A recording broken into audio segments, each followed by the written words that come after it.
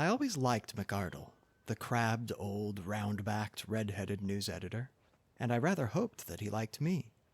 Of course, Beaumont was the real boss, but he lived in the rarefied atmosphere of some Olympian height from which he could distinguish nothing smaller than an international crisis or a split in the cabinet.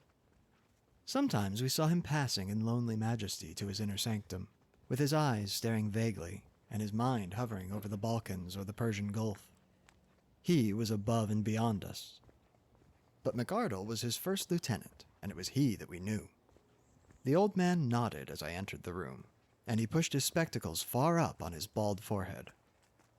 "Well, Mr. Malone, from all I hear you seem to be doing very well," said he in his kindly Scotch accent. I thanked him. "The colliery explosion was excellent. So was the Southwark fire. You have the true descriptive touch. What did you want to see me about?" "To ask a favor." He looked alarmed, and his eyes shunned mine. "What is it?" "Do you think, sir, that you could possibly send me on some mission for the paper? I would do my best to put it through and get you some good copy." "What sort of a mission had you in your mind, Mr. Malone?" "Well, sir, anything that had adventure and danger in it. I would really do my very best. The more difficult it was, the better it would suit me." "You seem very anxious to lose your life." "To justify my life, sir." "Dear me, Mr. Malone. This is very, very exalted. I'm afraid the day for this sort of thing is rather past. The expense of the special mission business hardly justifies the result. And, of course, in any case, it would only be an experienced man with a name that would command public confidence who would get such an order. The big blank spaces in the map are all being filled in, and there's no room for romance anywhere. Wait a bit, though," he added, with a sudden smile upon his face. "Talking of the blank spaces of the map gives me an idea. What about exposing a fraud, a modern Munchausen, and making him ridiculous? You could show him up as the liar that he is. Hey man, it would be fine. How does it appeal to you?" "Anything. Anywhere. I care nothing." McArdle was plunged in thought for some minutes. "I wonder whether you could get on friendly, or at least on talking terms with the fellow," he said at last. "You seem to have a sort of genius for establishing relations with people. Sympathy, I suppose, or animal magnetism, or youthful vitality, or something. I'm conscious of it myself." "You are very good, sir. So why should you not try your luck with Professor Challenger of Enmore Park?" I dare say I looked a little startled. "Challenger?" I cried. "Professor Challenger, the famous zoologist? Wasn't he the man who broke the skull of Blundell of the Telegraph?" The news editor smiled grimly. "Do you mind? Didn't you say it was adventures you were after?"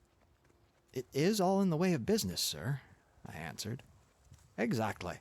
I don't suppose he can always be so violent as that. I'm thinking that Blundell got him at the wrong moment, maybe, or in the wrong fashion. You may have better luck, or more tact in handling him.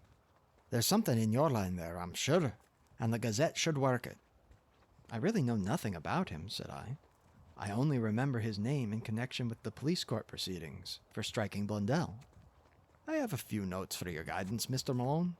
I've had my eye on the professor for some little time." He took a paper from a drawer. "Here is a summary of his record. I'll give it to you briefly. Challenger, George Edward. Born, Largs N.B., 1863. Educated, Largs Academy, Edinburgh University. British Museum Assistant, 1892. Assistant Keeper of Comparative Anthropology Department, 1893. Resigned after acrimonious correspondence same year. Winner of the Creston Medal for Zoological Research. Foreign member of, well, quite a lot of things. About 2 inches of small type. Société Belge, American Academy of Sciences, La Plata, etc., etc. Ex-President Paleontological Society. Section H, British Association. So on, so on. Publications. Some observations upon a series of Kalmuck skulls. Outlines of vertebrate evolution. And numerous papers, including The Underlying Fallacy of Weismannism, which caused heated discussion at the Zoological Congress of Vienna. Recreations, walking, alpine climbing. Address? Enmore Park, Kensington, W. There, take it with you. I've nothing more for you tonight. I pocketed the slip of paper. One moment, sir, I said, as I realized that it was a pink bald head and not a red face which was fronting me. I am not very clear yet why I am to interview this gentleman. What has he done? The face flashed back again. Went to South America on a solitary expedition 2 years ago. Came back last year. Had undoubtedly been to South America, but refused to say exactly where. Began to tell his adventures in a vague way, but something started to pick holes, so he just shut up like an oyster. Something wonderful happened, or the man's champion liar, which is the more probable supposition. Had some damaged photographs said to be fakes. Got so titchy that he assaults anyone who asks questions, and heaves reporters down the stairs. In my opinion, he's just a homicidal megalomaniac with a turn for silence. That's your man, Mr. Malone. Now, off you run, and see what you can make of him. You're big enough to look after yourself. Anyway, you're all safe. Employer's Liability Act, you know. A grinning red face turned once more into a pink oval fringed with gingery fluff. The interview was at an end. I walked across to the Savage Club, but instead of turning into it, I leaned upon the railings of Adelphi Terrace and gazed thoughtfully for a long time at the brown, oily river. I can always think more sanely and clearly in the open air. I took out the list of Professor Challenger's exploits, and I read it over under the electric lamp. Then I had what I can only regard as an inspiration. As a pressman, I felt sure from what I had been told that I could never hope to get into touch with this cantankerous professor. But these recriminations, twice mentioned in his skeleton biography, could only mean that he was a fanatic in science. Was there not an exposed margin there upon which he might be accessible? I would try. I entered the club. It was just after 11, and the big room was fairly full, though the rush had not yet set in. I noticed a tall, thin, angular man seated in an armchair by the fire. He turned as I drew my chair up to him. It was the man of all others whom I should have chosen, Tarp Henry of the Staff of Nature, a thin, dry, leathery creature who was full, to those who knew him, of kindly humanity. I plunged instantly into my subject. What do you know of Professor Challenger? Challenger? He gathered his brows in scientific disapproval.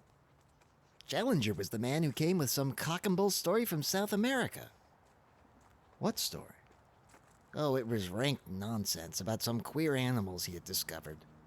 I believe he has retracted since. Anyhow, he has suppressed it all. He gave an interview to Reuters, and there was such a howl that he saw it wouldn't do. It was a discreditable business. There were one or two folk who were inclined to take him seriously, but he soon chalked them off. How? Well, by his insufferable rudeness and impossible behavior. There was poor old Wadley of the Zoological Institute. Wadley sent a message. The president of the Zoological Institute presents his compliments to Professor Challenger, and would take it as a personal favor if he would do them the honor to come to their next meeting. The answer was unprintable.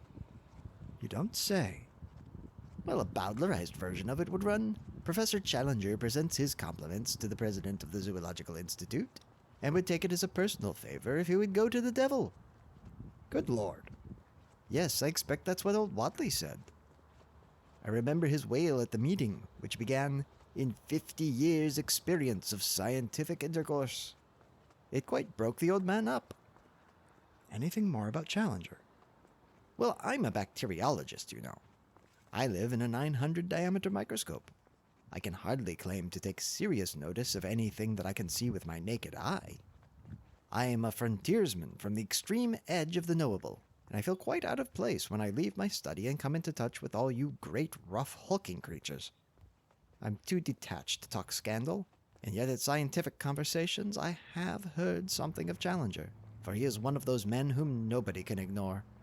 He's as clever as they make 'em, a full-charged battery of force and vitality, but a quarrelsome, ill-conditioned faddist, and unscrupulous at that. He had gone the length of faking some photographs over the South American business. You say he is a faddist? What is his particular fad? He has 1,000, but the latest is something about Weissman and evolution. He had a fearful row about it in Vienna, I believe. Can't you tell me the point? Not at the moment, but a translation of the proceedings exists. We have it filed at the office. Would you care to come? It's just what I want. I have to interview the fellow, and I need some lead up to him. It's really awfully good of you to give me a lift. I'll go with you now if it is not too late. Half an hour later, I was seated in the newspaper office with a huge tome in front of me, which had been opened at the article Weissman versus Darwin, with the subheading Spirited Protest at Vienna, Lively Proceedings. My scientific education having been somewhat neglected, I was unable to follow the whole argument, but it was evident that the English professor had handled his subject in a very aggressive fashion, and had thoroughly annoyed his continental colleagues. Protests, uproar, and general appeal to the chairman were three of the first brackets which caught my eye. Most of the matter might have been written in Chinese for any definite meaning that it conveyed to my brain. I wish you could translate it into English for me, I said pathetically to my helpmate. Well, it is a translation. Then I'd better try my luck with the original. It is certainly rather deep for a layman. If I could only get a single good, meaty sentence, which seemed to convey some sort of definite human idea, it would serve my turn. Ah, yes, this one will do. I seem in a vague way almost to understand it. I'll copy it out. This shall be my link with the terrible professor. Nothing else I can do?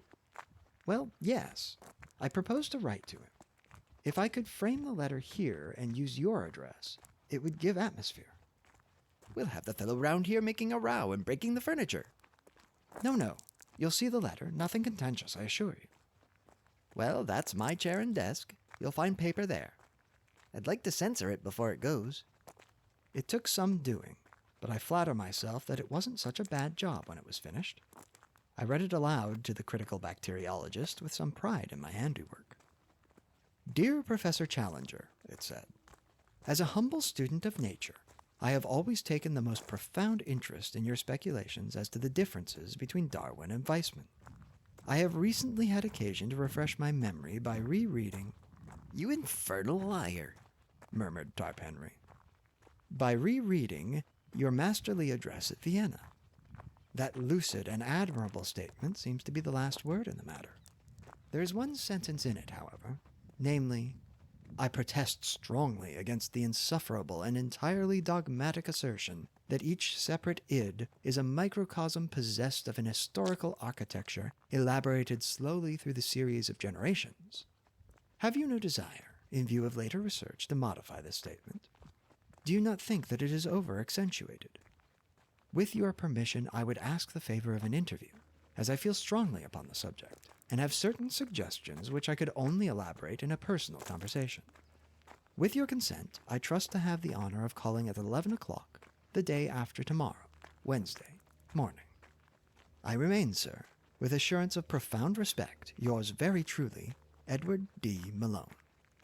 How's that? I asked triumphantly. Well, if your conscience can stand it. It has never failed me yet. But what do you mean to do? To get there. Once I am in his room, I may see some opening. I may even go to the length of open confession. If he is a sportsman, he will be tickled. Tickled indeed. He's much more likely to do the tickling. Chainmail, or an American football suit. That's what you'll want. Well, goodbye. I'll have the answer for you here on Wednesday morning, if he ever deigns to answer you.